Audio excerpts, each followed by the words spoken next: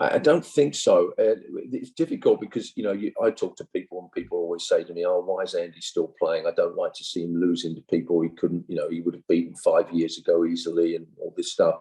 My answer is always, for an athlete, only the athlete can decide when he or she is done. You wake up one morning, sometimes it literally happens that way, where it's like, you know what, I don't want to go and do the 5 hours of practicing today.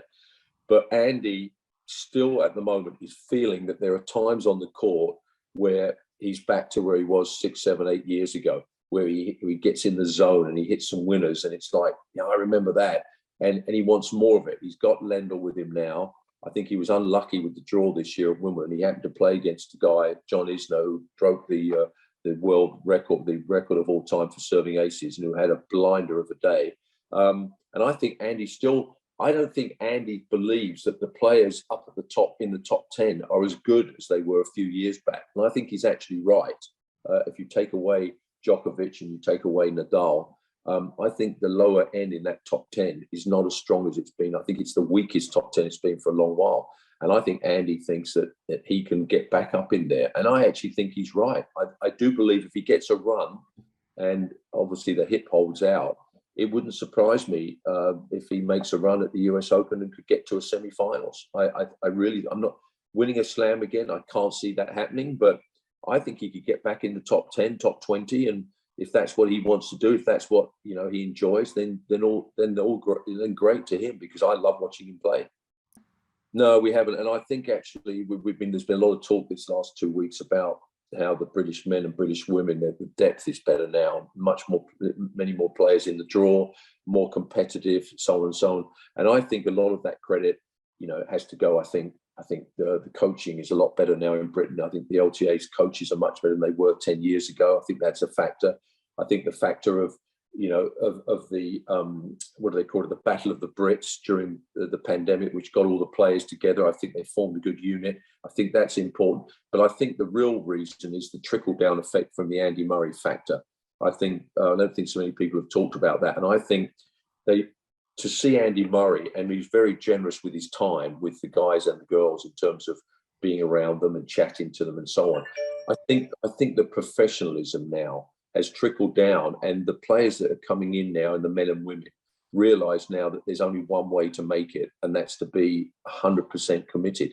And I think the days now of players sort of doing it half-heartedly and the LTA throwing money at them because they think they've got talent, I think that's gone now. I think the bar has been set very high with AndyMurray and now Emma Raducanu, and that it's created this sort of breed of this group of players that are much more professional than they were 10 years ago. And I think it's great. And Norrie's, to me, just epitomizes that, with a guy that has come through he came through the US system of the college tennis. Doesn't matter which way it happens. The bottom line is they look at him and they see this player that, is not a flashy player, doesn't have a really big shot, but says to everybody that he's the fittest guy on the tour. He believes that. And whether he is or not, he's certainly close to it. And he's come up now and he's top 10 in the world. And they look at that, they look at Emma Raducanu, and it's like, I want a piece of that. So the whole attitude has just changed. And I think a lot of that's down to AndyMurray. I think that Medvedev is great for the sport. I like the way he plays, and I think he will win more slams. But for me, and I don't want to say the savior of men's tennis, but after the big four have sort of gone, whenever that may be, hopefully for a long while, I think Alcaraz I think we have a player there that will win 10 plus slams. I know he didn't play particularly well yesterday. I think he's got a lot to learn on grass. But to me, he's going to be the crossover, the next mega star. I think Medvedev is a big star and he's going to win some more. But for me, out of the group, you put Zverev and you put Berrettini, and I'm trying to think who else is that's up there in the top right now, other than the big guys. But to me, Alcaraz is going to be the one that's going to be the dominating factor in the next 5 years, that will be a huge star. He gets it. His game is just wonderful to watch. And there's a lot of Rafa in him, which is certainly a compliment to him. And I think he's going to be a major, major star in the men's game. Well, I'm see, for me, I'm all about trying to make our sport better in terms of viewers on TV, viewers in the stands. So I'm not a traditionalist. I mean, as an example, me personally, I don't think there should be best of 5 sets anymore in singles. That's me. I don't believe that. I don't think the viewers now want that. And I think it's a detriment to our sport. So I'm happy with all those changes. I loved Hawkeye when it came in because I knew the public liked it. I like the stop clock or the shot clock, whatever the heck they call it, where it's making the game quicker. Anything that helps our sport, I'm for. If someone could prove to me that fans want to see coaching, then I would say go for it, because that's the most important thing. For me, the fans are more important than the players, because that's what makes our sport. From a personal level, I think it would be terrible if they allow on-court coaching. And a lot of people say, yeah, but they do it now in the stands, they can't police it completely. Yeah, that's right to a certain extent. But when you look up in the stands and they show a coach and he's, going like this with his nose or like this with his ear or whatever, and that's telling the player to serve to the forehand or serve to the backhand or come in, whatever. Can that help a match? Yeah, a little bit. But an on-court coach or a coach that's on the side where you can actually go every changeover, that can really help because mentally, when people, have as an example, Tsitsipas. I mean, just when he went nuts. Now, if he'd have had his dad or his coach come down there at the end of that second set and said, listen, you're letting this guy get to you, get your act back in gear. You can still win this match. Could he have changed it?